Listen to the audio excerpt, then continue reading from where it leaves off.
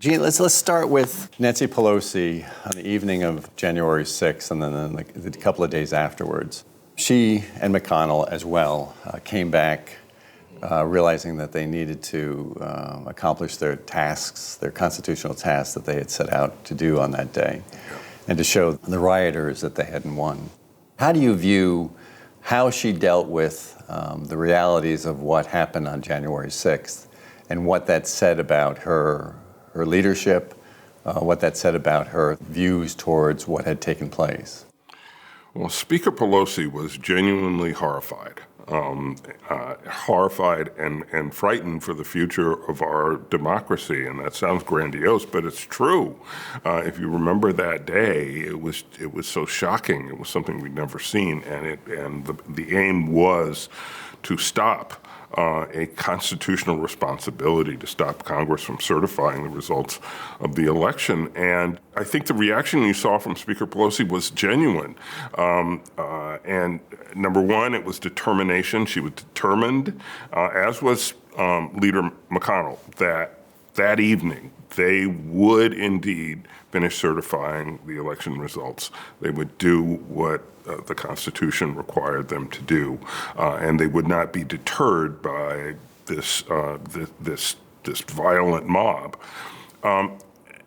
And she was also, I think, she had a larger worry about President Trump, about what he might still do between January 6th and January 20 when he left office. And I and others in glimpses saw the evolution of her attitudes toward President Trump. You know, there was opposition. She was flabbergasted for a while. She was disgusted for a while. Remember when she tore up the State of the Union speech.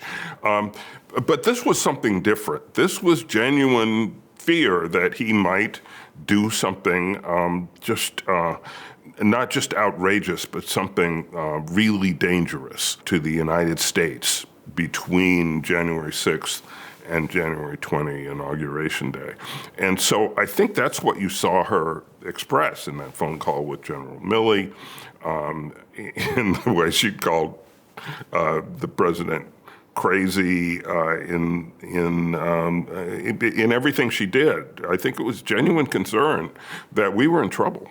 Will history look at it as her overstepping her bounds, or will history look at her as somebody who was doing her constitutional duty? Well, I think the latter. I think history will look at that as a Speaker of the House doing what she saw as her constitutional duty to protect the Republic, to protect the Constitution. Those were crazy days when we thought the impossible was indeed possible because we had just seen it happen, and we didn't know what else would happen. And I think she will be seen as having taken reasonable and responsible steps to try to prevent some sort of catastrophe. From everything we know about her life and sort of her role in Congress and the history of her role in Congress and what she represents, who is this Nancy Pelosi at this point, at the point of January 6th? How does that define that Nancy Pelosi who came from Baltimore and there was a little girl, didn't get to Washington until her late 40s? How does that show a Nancy Pelosi coming to full fruition? Well, I think you really have to start with who she is. I mean, you have to start with the fact that she's Nancy D'Alessandro. She's not some effete San Francisco liberal who grew up drinking, Chablis at Twee Pacific Heights parties. I mean, she grew up in the rough and tumble of Baltimore politics, where her father was mayor, in a milieu where elbows were thrown and arms were twisted. So she's a very down-to-earth politician. She came up through the House as an appropriator, where the rubber really meets the road, and she often reminds people of that, where actual dollars are appropriated that that help actual people, she's very much not, I think, a lot of people's image of what they think the San Francisco liberal is, and she's a very tough. She's a very tough leader. She's very pragmatic in a lot of ways. The way she leads her caucus, she seeks consensus. She talks to everybody. She's kind of indefatigable, but she's very determined.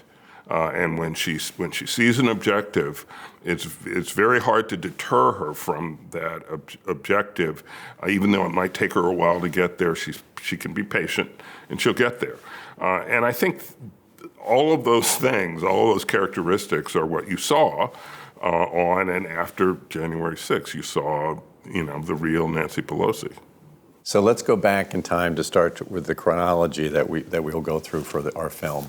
When she first enters the Democratic leadership, when she's the Whig in 2001, it's the Bush administration. She writes in the past about the fact that she realized that she was the first woman to be there, that after all these years of America, she was in the meetings in the White House where the decisions were being made on the direction that the government would take to lead America. And that was a pretty special moment for her. Talk to me a little bit about her, about that moment, why Nancy Pelosi, female Nancy Pelosi, rises to that level, the importance of what that moment was for America. Well, it was really important to her, and I think to the country, for a woman to rise to that level in the U.S. Congress. It is shocking in retrospect that it had never happened before, but she was the first, and she had to break all these barriers, eventually becoming the first woman to be Speaker of the House. It's something she's very proud of.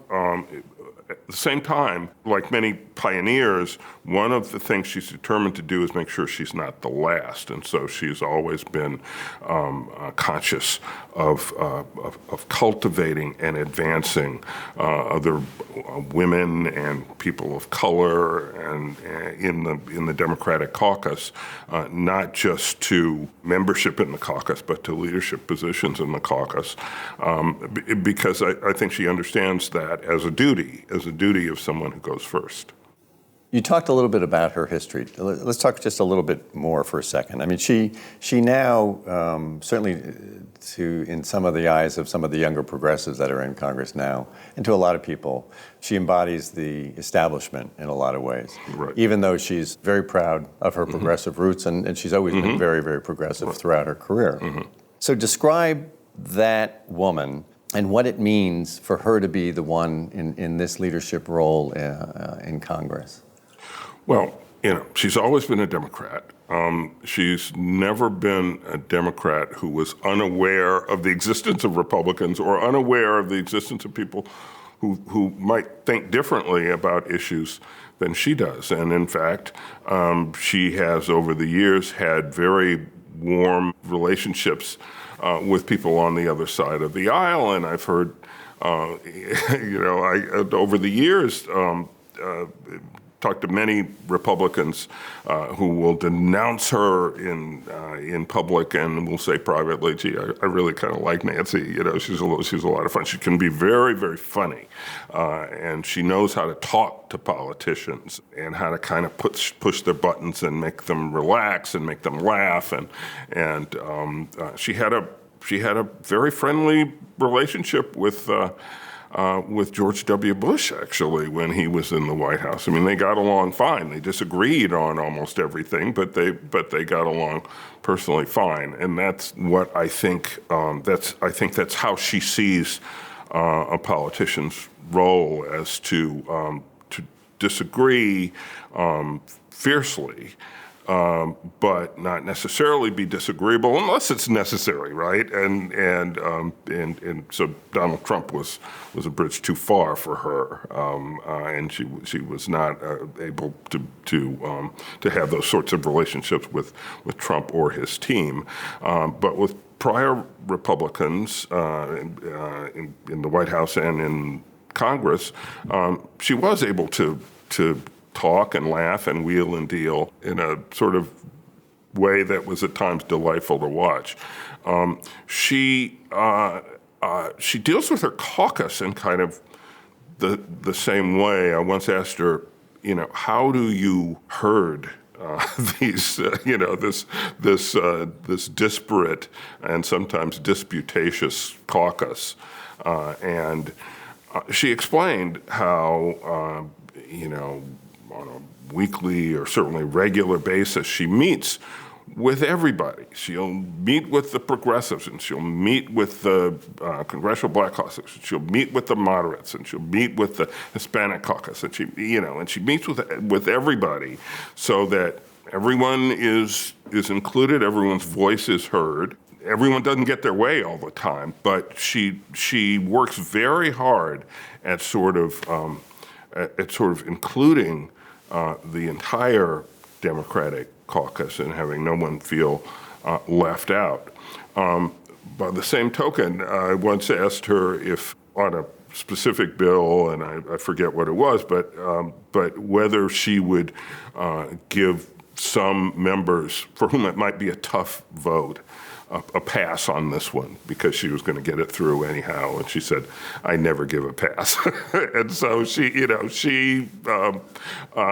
expected that once everybody understood, everybody's voice had been heard, and a consensus and a decision had been made, that everybody was going to stick with her. I mean, she's renowned for being unbelievable in the way that she's been able to hold that caucus together. And I guess she also uses, the harder edge sometimes. She has a harder edge towards them as well. I mean, she uses the carrot and the stick. And the stick, yes. But how phenomenal is that? And what of those tools becomes most important to her? Well, I think it's what she does is incredibly difficult, and it takes a special kind of person and a special kind of politician. Number one, it takes an incredible amount of energy, because it does require hearing everybody out, no matter how long it takes. And I never heard of her sort of dismissing members of her caucus without hearing their point of view, trying to understand their point of view, trying to engage with it. So she's very careful to do that. By the same token, she lets them know that she was chosen as speaker, she's the leader, and that when the time comes, she expects them to be there with her. We've seen her during the Biden administration delay on votes on the social spending package, really because it wasn't there yet. The cake wasn't baked yet. She didn't have that consensus, and she's renowned for not bringing things to the floor unless she has the votes. And she knows she's an excellent vote counter, one of the best we've ever had. And she wants to know at all times where everybody is, how many votes she has, and if she doesn't have them, then she's got more work to do to get them. You talked about her relationships with Bush, which are on a social level very good. I mean, they seem to like each other. But she was also fierce with him. Oh, she absolutely when Iraq was. Came around. Mm-hmm. I mean, she was very early in denouncing the policies on Iraq, the idea of the invasion and such. Yeah. And she went after Bush. I mean, there's a famous article in the Chronicle out in San Francisco, where she basically said the guy was over his head. His actions had killed soldiers because of the lies that had come out.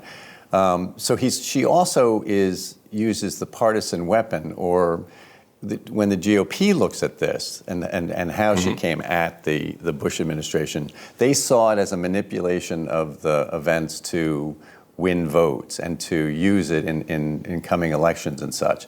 What's your sort of overview of that? Well, she is a politician, and I think one of her modus operandi is basically that you can't do anything unless you win elections, right? You have to have the power in order to exercise the power. So she's certainly not above being a partisan Democrat and using whatever political advantage she is given in order to further the cause of the Democratic Party. So she will do that. I think her opposition to the war in Iraq, to many of the policies of the Bush administration, including the torture and all the other policies we now know about, the spying, domestic spying and so forth. I think that was genuine. I think she was genuinely outraged about those things and genuinely opposed to them. But if that was politically good for her and the Democratic Party, then that's a bonus. So when the 2006 midterms were coming up and she realized that a big part of the progressive base was very mad at both Bush, but also mad at the Democrats, because the Democratic leadership, a lot of them had gone along with a lot of the policies of the Bush people. And so when she's looking at that and she realizes that, in fact, she comes down, again, very strongly, she understands that that's a winning recipe for the elections. Yeah, I think she understands that's a winning recipe, but I think that also reflects her evolution and the evolution of a lot of the Democratic leadership. You remember there was a time when if the president went to Congress and said, this is a dire threat to the United States, to our national security, and we need to go to war, Congress has to take that seriously and has to, in the sort of post 9/11 context, I think it was not just politics, but also sort of genuine, I guess, deference could be the right word, to the presidency and to the president. That led a lot of the Democratic leadership to at least acquiesce in the war, if not really support the Iraq war. But it was fairly clear, even to those who did not oppose it initially, fairly soon, that this had been a bad idea and that we had a plan to get in, but we had no plan to get out, and that in the process we were just doing things that were unacceptable for the United States of America. And as you recall, much of the country sort of reached that same conclusion. So talk a little bit about her amazingly fast rise to the top of leadership in the Democratic Party. Certainly the Iraq War and being on the right side of it helped a lot in the politics of it. Certainly her amazing ability to raise money for Democratic candidates all the way through her career was very important. And a strength of personality or whatever it is. What did you see? Why did she rise so quickly so that by 2008 she's the speaker? She's the speaker. Well, I think it's a rare combination of qualities and abilities. She is, as you said, a prodigious fundraiser and has been for a long time. And that really helps you in politics if you want to rise in congressional leadership. It's also the relationships that she cultivated. I mean, and the fact that she was able to have good relationships with all sort of ideological factions of the Democratic caucus, those more progressive than she and those more moderate than she. She's clearly on the progressive side, certainly when she was coming up through the ranks on the progressive side of the party. And in part, it's I think force and strength of personality has something to do with it too. I mean, she can be very magnetic and the sort of person you just sort of naturally perceive as a leader and that people are willing to follow. The financial crisis in 2008. It seems that every time she goes up another rung in the leadership, there's another crisis to deal with in some way or another. A lot of people say that was a big turning point for her in the way she viewed her role. It starts out with when Paulson and Bernanke sort of defined to both sides, the threat to the country. She went against what her normal politics were, which was, partisan and only, working with the Democratic agenda. And she agrees with the Republicans, with Boehner and other leadership, to hold hands and basically jump off the bridge at the same time and pass this thing to sort of safeguard things. What does that say about her? And I guess the thing that follows after this is that when it fails, she learns some lessons from that. The financial crisis probably was seminal in her development as a leader. I think you saw that when the Secretary of the Treasury and the head of the Fed and others came and said, "Look, this is a crisis. The economy is going to collapse. We must act." Even though there were Republicans, I think she understood the gravity of the crisis and saw it as a matter of duty, really, and responsibility that transcended partisan politics. I think, when it was turned out to be difficult to actually get all that money passed, I think she learned the importance of reading the room, of knowing where every vote is, knowing what every caucus thinks, and laying the groundwork before you go to a big vote. And so since then, she's always laid the groundwork for every big vote. But the thing was, and that is that she pulled enough votes out of her caucus. In fact, more than the number of ones that she had promised. Boehner, on the other hand, had a very split party at that point. The Tea Party had come in, and there was the party was divisive within itself. Did she also learn that if you can and you have the votes, you do it within your own party, and you pass bills that therefore contain more of your agenda rather than their agenda, and that negotiating sometimes with the Republicans is not always the smartest way to go to get what you need? I think she watched the evolution of the Republican caucus and watched as, from her point of view, it became more difficult to deal with and less tethered to, again, from her point of view, less tethered to the reality of a given situation and more willing to grandstand, for the Republican base. And she had very little patience for that. She also had very little patience for Boehner. Not that she didn't get along with him, it's that she didn't think he knew what he was doing. She didn't think he knew the basics of how to get his caucus on board bills that had to be passed, like raising the debt ceiling and stuff like that. And he just struggled mightily to try to get Republican votes for that, even though he knew it had to happen.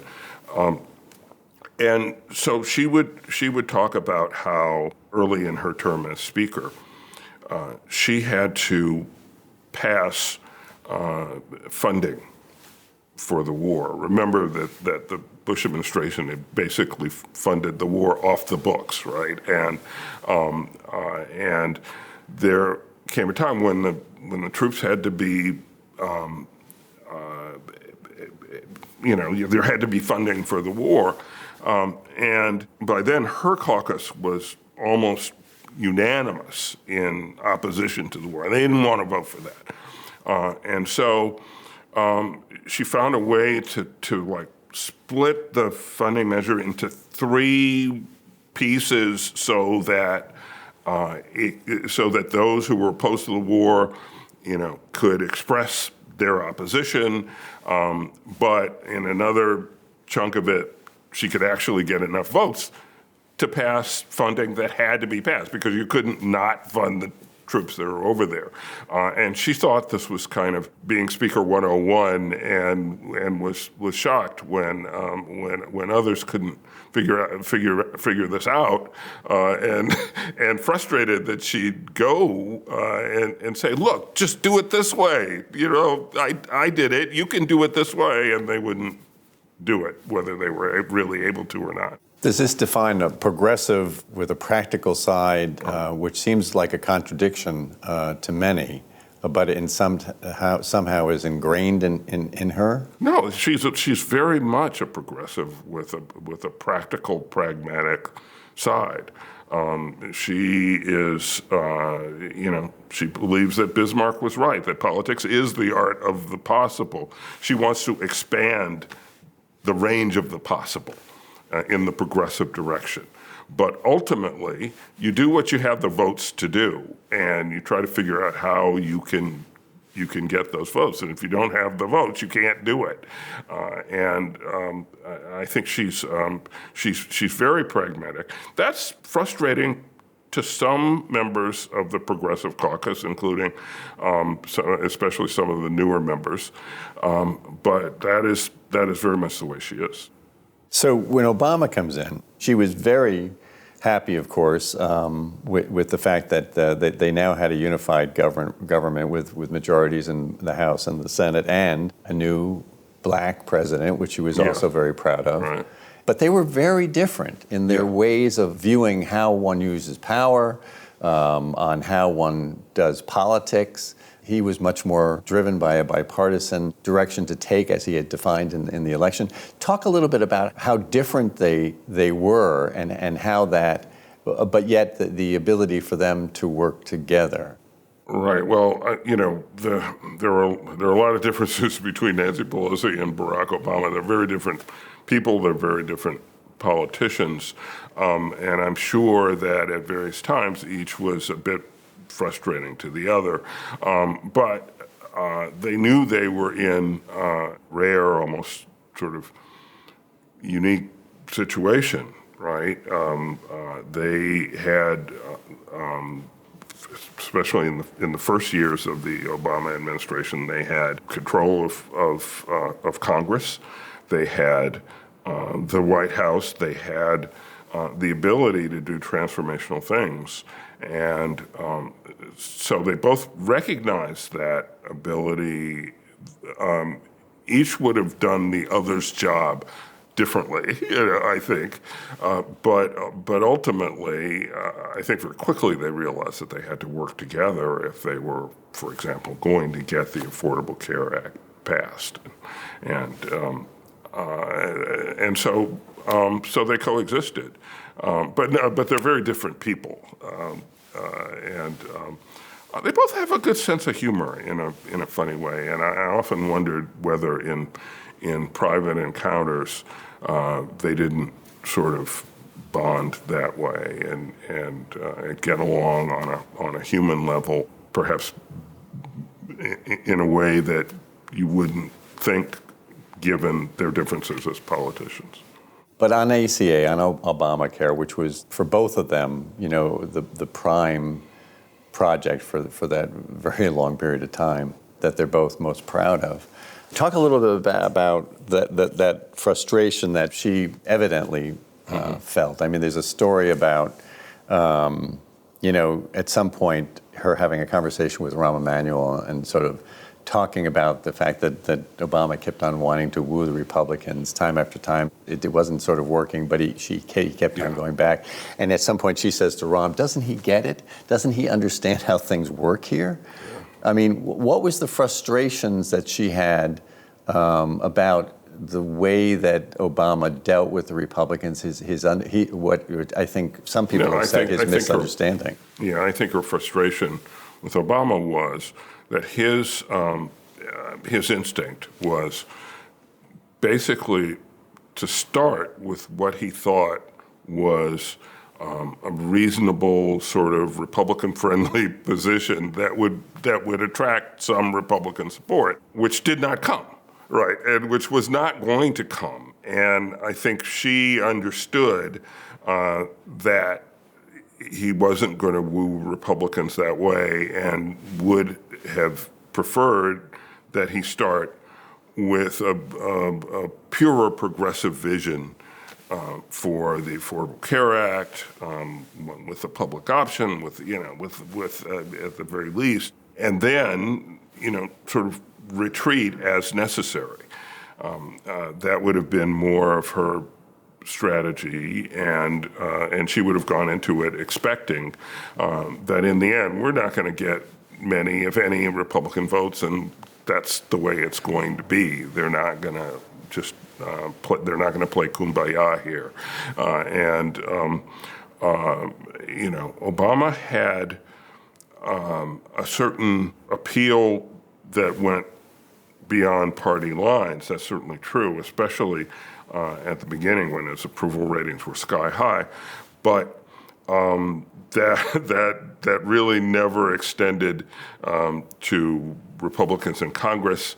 It never extended to the point where he was actually going to get Republicans to sign on to this sort of reasonable, almost centrist approach to health care that he proposed. I mean, and to that point, I mean, the thing is that some people have said is frustrated her to death was the fact that they had the votes. They had all the votes they needed. They could have designed anything they wanted. And as you said, if they had started negotiating in a different fashion, they might have gotten more of what the progressives would have wanted. They might have. I mean, I think if Obama were here, I think he would argue that you had to not just try to bring along Congress, but you had to try to bring along the country as well. And that by starting where he started, with less than a pure progressive vision, he was trying to get wider public support for what was really a big change, right? I mean, the Affordable Care Act was a very, very big deal. Now, if that is what Obama believed, he was wrong because, in fact, Republicans managed to bring the Republican base to a position of fervent opposition to the ACA, no matter what it looked like, no matter how much Democrats gave or tried to include Republicans. And so if that was his assessment, it was a wrong assessment. It is only now, years later, that yes, the ACA is pretty widely popular, and Republicans' attempts to get rid of it have all failed and will continue to fail. I think you can't get rid of something like that once you've established it and people have come to depend on it. And then on a snowy, cold night in Boston, Scott Brown wins Kennedy's seat. Right. And people back down in, she basically says, no, we go big, we go big, we go quick, we go big. And Mr. President, your man Rahm is undercutting me in my house, and you can't do that. And I got to tell you also that if you want to go big, I will be behind you and I will make it happen. I will deliver the house and we will do it. But if you go small, count me out.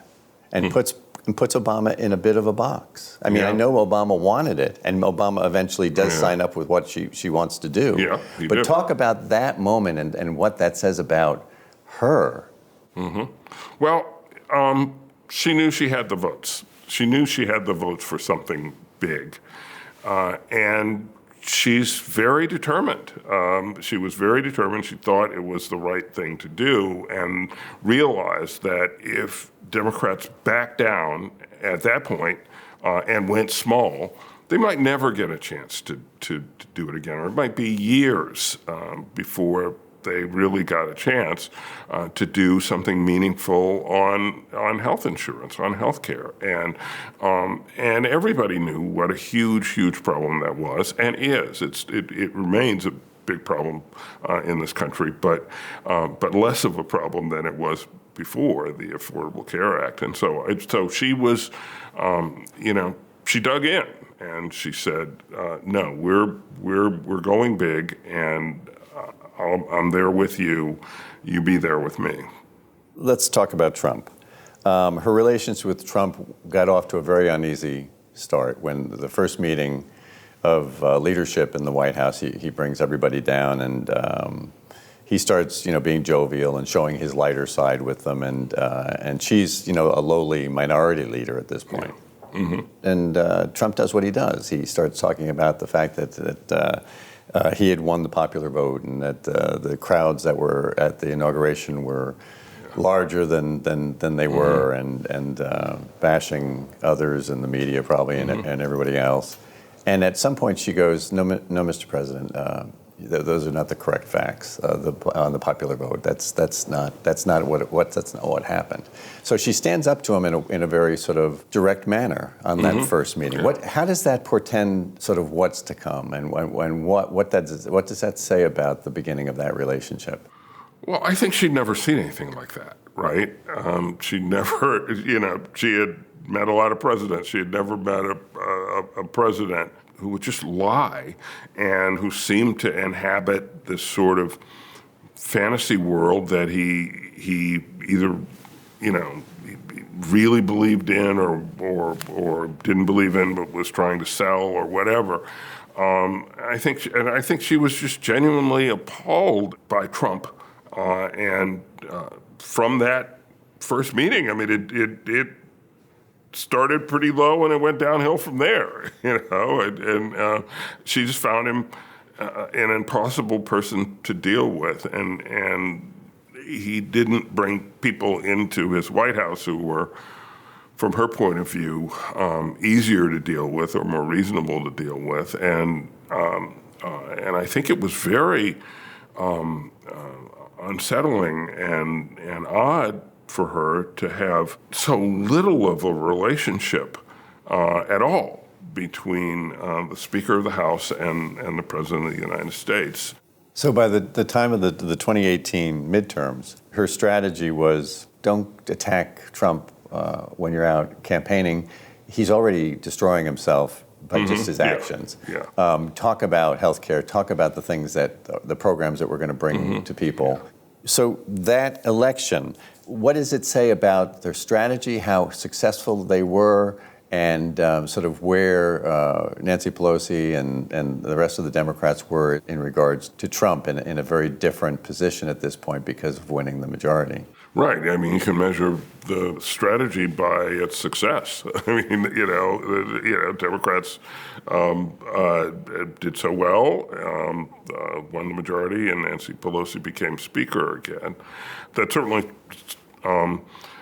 ratified the strategy that she did pursue, raising all that money, recruiting all those women candidates, energizing voters by talking about democratic issues and the democratic agenda. And she was right. When your opponent in politics is destroying himself, permit him. And that's what she did with Trump.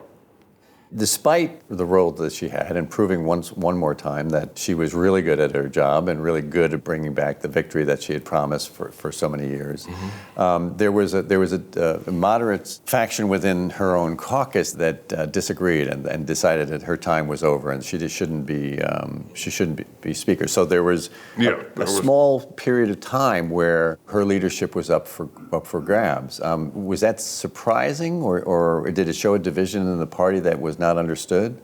No, I thought it reflected political ambition more than anything else.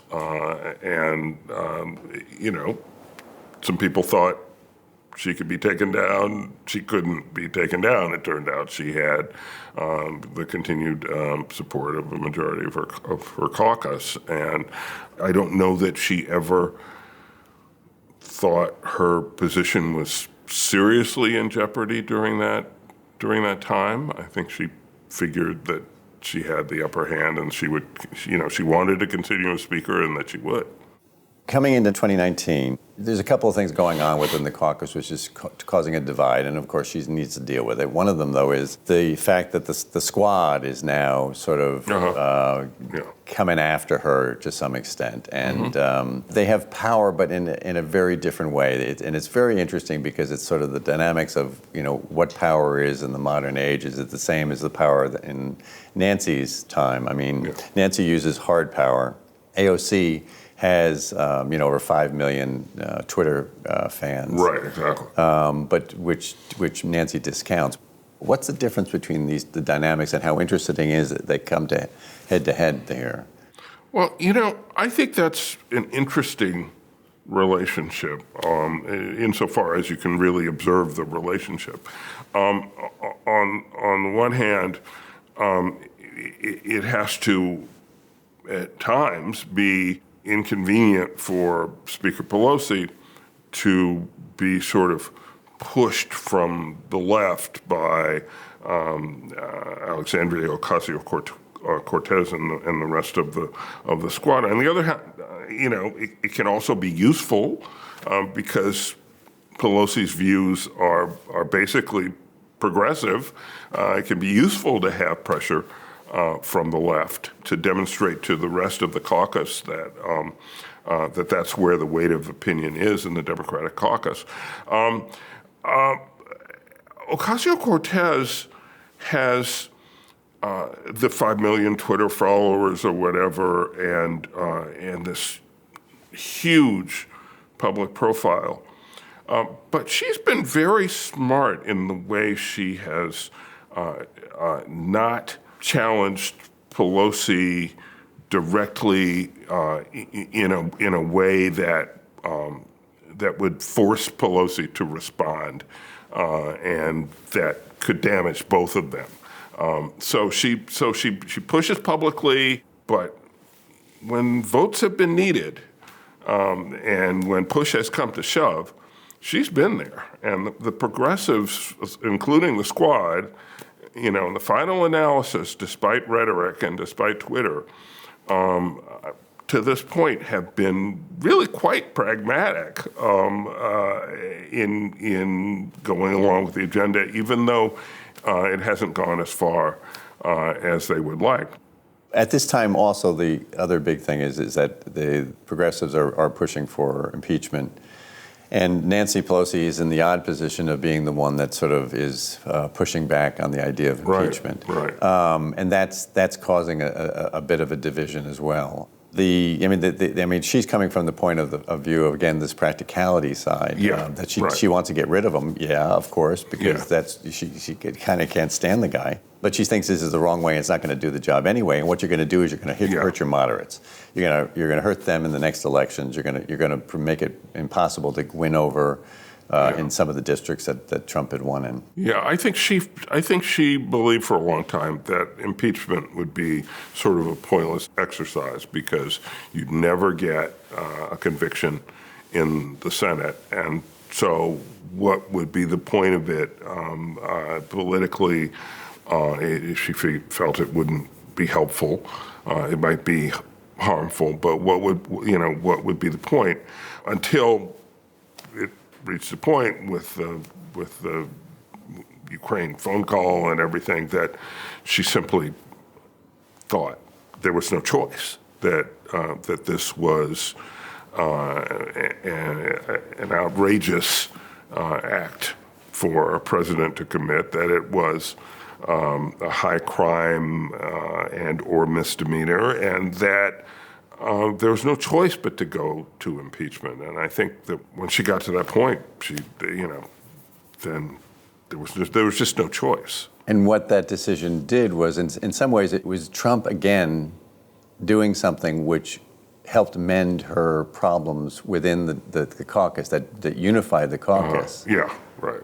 Because the caucus had been somewhat at odds over that impeachment question, and there were many members who thought Trump did something every week that deserved impeachment, and a lot of others who said, yeah, maybe you're probably right, but it's not going to go anywhere. It's not practical. Let's let's just beat him in the next election. Let's just, but Ukraine thing just made it impossible to say, let's just let it pass. It couldn't be let pass. And that's something that the Democratic caucus could agree on. So the State of the Union in February of 2020, which you talked a little bit about before, talk a little bit about that event. I mean, so he comes in and it's at the point where he is emboldened. Take us to that evening and so talk about the significance of what is happening there and the end result. Well, I think it was clear to Pelosi that Trump came into that State of the Union with the intent of putting on a show at her expense. So yes, he came in and wouldn't shake her hand, and yes, he gave the Medal of Freedom then and there to Rush Limbaugh, who had just been vicious toward Pelosi over the years. And he was sort of despoiling her house as a way of getting at her. And so I think she decided she would put on a show of her own. And at the end, when he finished his State of the Union speech, she made a very big display of holding it up and ripping it in two, which I had never seen a speaker do. I don't think anybody has ever seen a Speaker of the House do, but it was her way, I think, of saying, this is my house, and I can put on a show too. How should one look at Pelosi's adding to this divide in Washington, this partisan nature that is just so damaging to democracy? You could argue that there was a tit-for-tat escalation between the Democrats and Republicans in partisanship. You could argue that. I think you could certainly argue there was more of that on the Republican side than on the Democratic side, but you probably couldn't argue that there was none on the Democratic side, right? That there was no partisanship. I think one thing that Nancy Pelosi has never been accused of is like bringing a knife to a gunfight, and so if the game is everybody to their corners, and we're going to be, party is everything, and that's where we're going to be, then we're going to play that game, and we're going to win that game. Maybe it looked the same from the Republican side. Maybe there were people on the Republican side who said, look, see, she's playing to win, so we have to play to win, so we can't co-sign with Democrats, so that sort of thing. But look, we are where we are. I mean, Congress is a very different place from what it used to be. We shouldn't remember the past through glasses that are too rose-colored, right? I mean, the House has always been a pretty partisan place, where most members sort of do what the leadership requires them to do, and votes are more along party lines. The fact that the Senate has become as partisan as it has and is sharply divided along partisan lines is a bigger change, I would argue, than what's happened in the House. And both together creates gridlock. It creates it makes it impossible, and gridlock on things like raising the debt ceiling, which has to be done, like basic technical improvements to legislation that's already been passed that could and should be made, and that everybody knows could and should be made, yet can't be done because nobody can cooperate with anybody else. When you look back at all that Nancy Pelosi has learned over the years and what she's experienced and all of these crises that she's gone through and survived, and how does it all shape how she views, what she will be doing with Biden? Nancy Pelosi at the beginning of the Biden administration, and we're still at the beginning of the Biden administration. He's got 3 more years plus to be in office. But I think she's defined by a number of forces that sometimes work against each other. Number one, I think she and President Biden do both understand that this is a time to go big, a time to do very big and important things, progressive things, that the opportunity might not come again for a long time, and that there is a real need. It's not just an opportunity, but there is a real need for progressive legislation. I think they see the opportunity to sort of turn the ocean liner, which has been sort of sailing in the direction of trickle down since the Reagan years, really, since Reagan moved the political spectrum far to the right and made trickle-down economics, which was once, exotic and weird and goofy, into orthodox dogma in Washington, and basically the underlying assumption here for 40 years, and I think they see the opportunity to sort of move it back somewhat, and I think they both understand that this is a historic opportunity and one that the country is ready for. On the other hand, she's got a much smaller majority, and the Senate is 50-50, and so both she and President Biden have absolutely no margin for error. And so they're trying to do big things with tiny majorities. Now, these are big things that have a lot of popular support, so they have that going for them.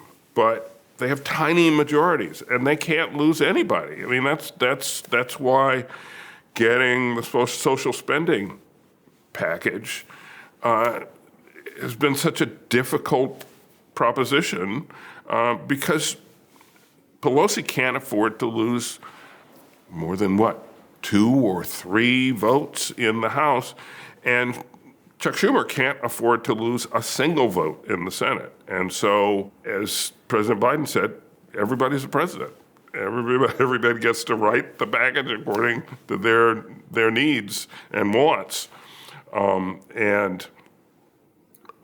So, that's what's so difficult. And that opportunity, but that difficulty, they work against each other. And now, I think this is the kind of moment that Nancy Pelosi lives for, in a way. I mean, she loves her job, and she loves legislating, and she loves a difficult problem like this.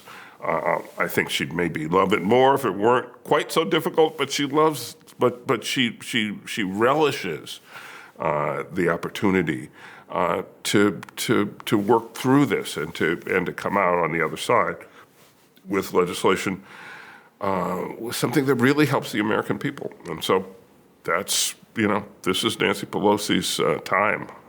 What's at stake here, though? I mean, a lot of people keep talking about the existential threat that still exists, the need to be successful, to win back people so that the coming elections don't lead them back into the hinterland, basically. Right. No, I mean, the coming midterm election could certainly, it's very possible that Democrats could once again find themselves in the minority in the House. Now, that's not inevitable. Historically, it's probable. Historically, the party of the newly elected president loses seats in the House in the first midterm, and Pelosi doesn't have many seats to lose before she's no longer Speaker. On the other hand, who knows what history has to say to the sort of post-Trump, post-truth, post-reality nation and time that we're living through. Who knows whether history is a guide right now. I think it's a safe bet that Democrats are better off, have a better chance of keeping the majority if they're able to accomplish big and important things whose benefits people feel before they have to stand again before the voters. And they're worse off if all they can do is tell voters about the stuff they wanted to do but weren't able to accomplish. And then, you kind of let the chips fall the way they do. It's a long time till the midterm. It's more than a year. So, what's the Democratic Party without Nancy Pelosi at this point? What's the dangers of that? Well, like a lot of powerful leaders who, especially those who hold power for a long time and who hold the kind of it's not absolute power, but the kind of real power that a Speaker of the House has. Like a lot of people like that, she has never really wanted to have an heir apparent, right? So she doesn't really have an heir apparent.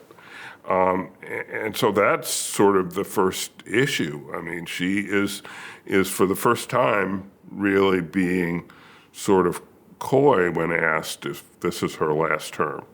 And she's not directly answering the question saying something like, of course not, of course I'm going to run again or whatever. She's not saying that. She's saying, I'll talk to my family and we'll make a decision. And as she, completes her 8th decade on this earth, she can't go on forever. And so the big question is who comes after Nancy Pelosi, and what sort of my first question is, what sort of leadership skills does that person bring to the job? And then my secondary question is, which part of the House caucus, Democratic caucus, does that person come from? Is it one of the progressives? Is it one of the more moderates? Is it somebody who tries to straddle both camps? And that person will probably have some challenges, at least at the beginning, because everybody in the House now owes something to Nancy Pelosi. She's done something. She's raised money for them. She's made phone calls for them. She's done something for their district. She's done something to help them out. Every single one, and there's nobody else in that position in the House. And so the next Democratic Speaker, if indeed the next Democratic leader is Speaker, the next Democratic leader actually will still be in the process of beginning to form those strong relationships that Pelosi has had, for years and years and years, and you can't do that overnight. Now, there are House members who would like to be the next Speaker and who seem to be working toward that, but none of them is, in my view, has anywhere near the network, the web that Pelosi has in the Democratic caucus, and the ability to count on everybody's vote when they need it. Have we ever seen anyone like Nancy Pelosi? And once she does leave, will there ever be a legislator like her, a leader in the Democratic Party like her, or is she, and sort of what she represents, something of a past generation? There will never be anyone like Nancy Pelosi because she's a first, right? She's the first woman to hold this job, and so there will never be another first like that. Will there be another speaker as strong and powerful and effective as Nancy Pelosi? I think that's indeed possible. It'll probably be a while. I mean, when you look, look at past Democratic speakers, and I guess you go back to Tip O'Neill, who was a very effective and very powerful speaker, completely different from Nancy Pelosi in a lot of ways, but he was. And then you can go to there have been legendary speakers all the way back to Sam Rayburn. So we'll have another legendary speaker. She is a legendary speaker, though. She will go down as one of the giants who has held that post.